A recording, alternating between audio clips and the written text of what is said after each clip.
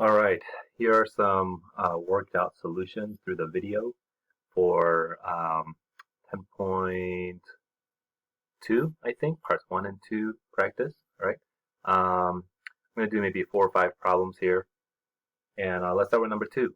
Alright, here we've got square root of 6 times 3 square root of 10, and from Tuesday's lesson, we can multiply the radicands, right?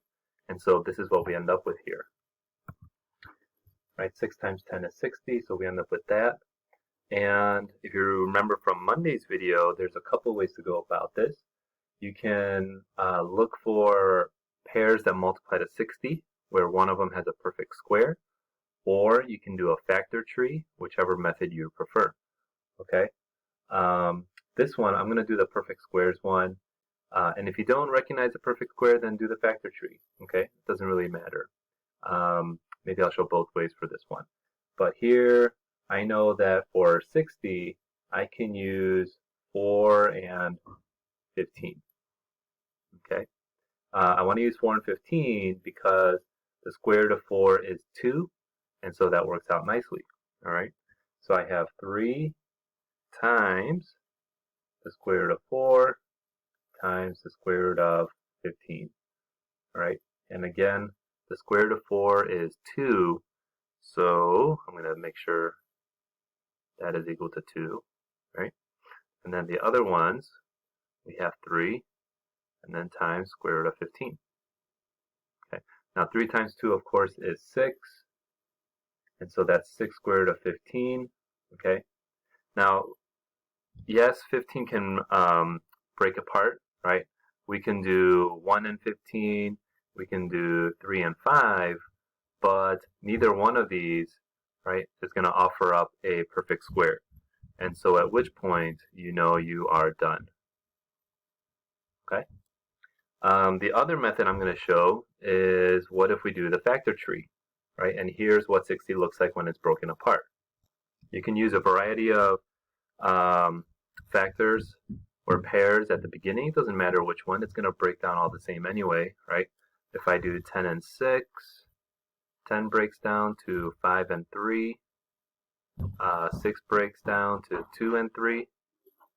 And once you're done with the factoring, right, you're going to rewrite 60 as 2 times 3 times 3 times 5. Okay? And then we said for every pair, right, they become 1, and so they get to come out, right? So 1, 3 comes out. The 2 and the 5, they do not, but I made a mistake. All right, so I'm going to go back and fix this up because what I realized is this right here should not be a 3, right? That's going to be a 2. So let me fix that up and rewrite it. So here it is, okay? 5 times 2 is 10, not 3. I'm sorry about that. And so again, though, the same thing applies, right? For every pair, okay, they become 1 and they come out here, right? And so that's a 2 that comes out. And so we have the 5 and the 3, they're by themselves, so they're going to multiply to each other, all right? So we have 2 root 15, okay, which is what we had earlier, right? 2 root 15. And then we have this 3 on the outside that I'm circling here. And so 3 times 2 root 15, that's how we get 6 root 15 again, right? So let's look at this one also, number 4, okay? You can, there's a couple ways to go about this. You can multiply 10 and 90, right? Or you can treat each of these as separate problems. It doesn't matter which way you go, right? You can break apart 90 and simplify this radical, or you can multiply.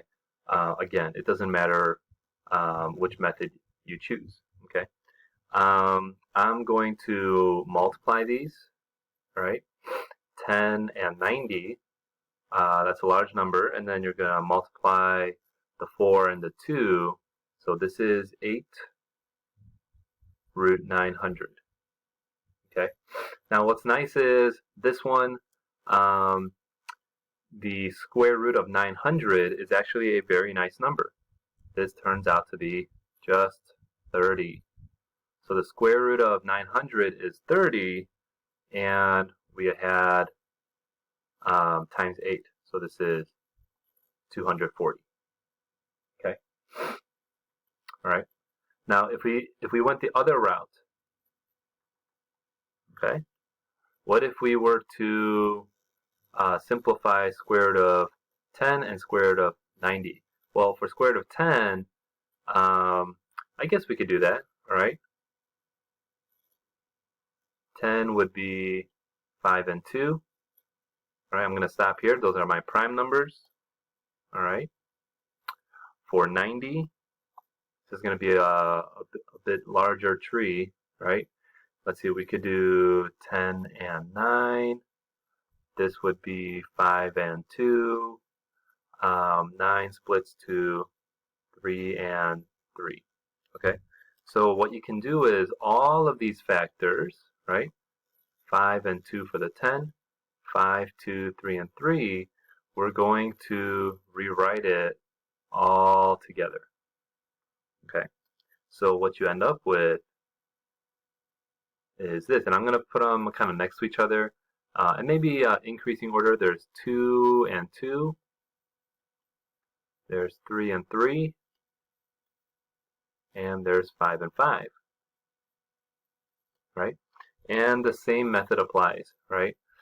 For every pair, they become 1, and they get out of there, right? So 1, 2 comes out, 1, 3 comes out, and 1, 5 comes out. And look, there's nothing left inside the square root, so now there's no need for a square root, right? And so we have 2 times 3 times 5, and that's 30, right? And that's the 30 right here. Okay, so that's 30, but we also had the 4 and the 2, so that's times 8, and that's 240, which is what we got with the other method. Okay. As we move on to, I want you to try this one. You can pause here if you'd like and try it on your own, or just wait a couple seconds and you can see the answer. Okay, now this one, I chose this route where I'm going to treat each of these as mini problems, because if I multiply 28 and 63, that's a very large number and it might take a while to break down. So sometimes it's easier to just break down these as is, and then we're going to simplify from there. Okay, so here I chose 4 and 7 because square root of 4 is 2, and here I chose 9 and 7 because the square root of 9 is going to be 3, and this is what I end up with the rest of the way.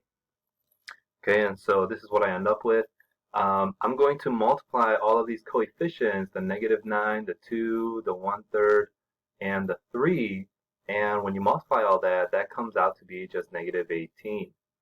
And then you can multiply square root of 7 times square root of 7, that's the square root of 49. Okay, 7 times 7 is 49. But what's the square root of 49? That's going to be just 7. Right, not square root of 7, just an integer 7. And then times -18, right? That comes out to be negative 126, I believe. All right, I think so. Okay, so that's negative 126. All right. Okay, so this is just a word problem, but we're using the same rules from the previous problems. When we find area, remember it's length times width. So this would be 3 root 6 times 4 root 3. Okay, I'm going to multiply 6 and 3. And 3 and 4 on the outside, that's going to be 12. So that's 12 root 18, right?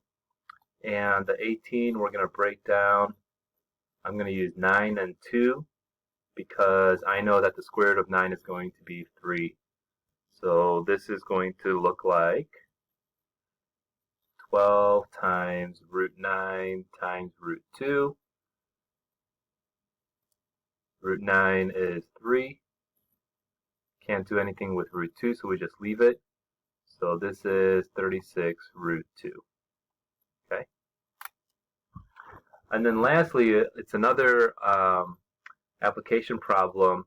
Sometimes it helps to draw something out. All right, we know it's a rectangle, so draw a rectangle and then label it. All right, and so it says, you know, if you erase this from one corner to the opposite, how far are they running, right? And so that's going to be this diagonal. Okay, and so we know that a rectangle, first of all, is 90 degrees, and so the Pythagorean theorem only works for right triangles. Okay. I'm going to assign this diagonal just as D, okay? And so then what I have is D squared is equal to 40 squared plus 75 squared. And you can use a calculator here to work this out. So you get D squared is equal to, that's going to be 1600, and this turns out to be, I think, 5625. Okay, so when you add those, right, that becomes, what is that? I think 7225. Okay, and then by our solving skills, what's the inverse or opposite of squaring something? We have to square root to get rid of a square. So then you go to your calculator, and this one turns out to be nice. The square root of 7,225 is 85. All right, and don't forget to label it as 85 feet here. Okay. So hopefully that helped. If you have, if there's still some confusions, right, go back and rewind and watch it, and you can also join for the Google Meet session tomorrow morning, Friday.